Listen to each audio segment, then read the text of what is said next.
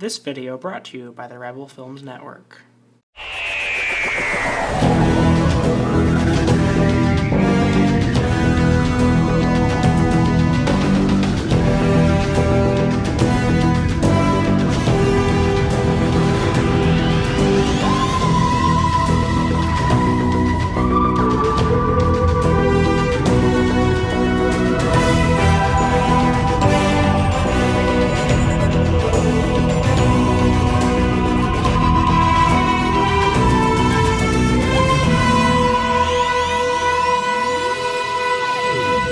As you may know, I'm a big Doctor Who fan. I'm even wearing my TARDIS t-shirt today. And so, since I love Doctor Who so much, we're gonna play Star Wars The Force Unleashed and do a review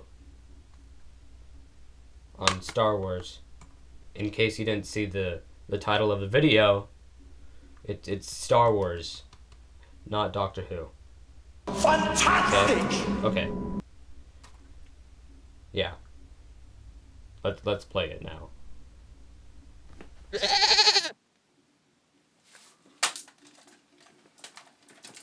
In a galaxy far, far away, execution! That 9-letter word is what the world of gaming ultimately hinges on. Why? Because while having a really good concept is nice, execution is what brings home the gold. You can have a great concept, hint, hint, but truck the gameplay so badly that people will be making fun of your game for decades. Hint, hint. On that same vein, you can say that on the surface, being able to play as Darth Vader's secret apprentice is a pretty cool concept. Throw in some force powers, a bunch of baddies, pretty good graphics. Hey, you're set. Yeah, both you and Chrome Studios wish. At first glance, Star Wars The Force Unleashed is what you call a Star Wars fanboy's perfect wet dream. As the game starts, you control Lord Vader as he annihilates a planet while searching for a rude Jedi. Upon killing said Jedi, Vader finds an innocent little boy with an exceptional latent talent in the Force. Fast forward to a bunch of years later, and you find out that the little boy is not so cute anymore. Trained to be Darth Vader's secret apprentice. Your task is simple. Do anything your Dark Master commands, and thus our story begins. Or tries to, at least. As I said earlier, the concept of being Darth Vader's secret apprentice is enough to make any fanboy salivate. Unfortunately, the developers failed in fleshing the concept out enough to make it usable. Throughout the game, you will be left with questions after questions as you are thrown into many different situations that the game provides. These questions are not about plot cliffhangers, though. These questions stem from the developer's own laziness. Characters are not nearly fleshed out as much as they should be, and oftentimes simple plot devices do not make any sense at all. Overall, I think the developers tragically overestimated how much your casual player would be to understand about the main character, and it translates into a very sloppy plot. So yes, the story and the plot is terrible. The gameplay has to be better though, right? Wrong. Player meet Mashfest. Hello.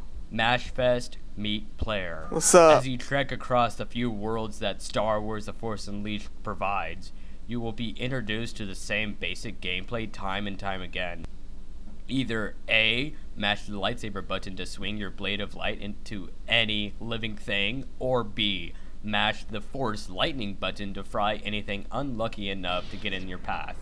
Sure, there are other miscellaneous powers to be had, but you won't use them. Doing so would be a waste of your time, as any enemy will die to either of the above tactics anyway. The camera is incredibly wonky as well, so know that you will probably be running in circles in order to align the darn thing into the particular view you want. Level design does not get much better either. Most of what you do is just run along a straight, easily determined path while hacking or frying the little devils that decide to casually walk in your way. Each world is basically a carbon copy of another, simply switching out the backdrop of either foliage or some other form of machinery. None are incredibly pleasant to look at either, as the graphics of the game are pixelated at best.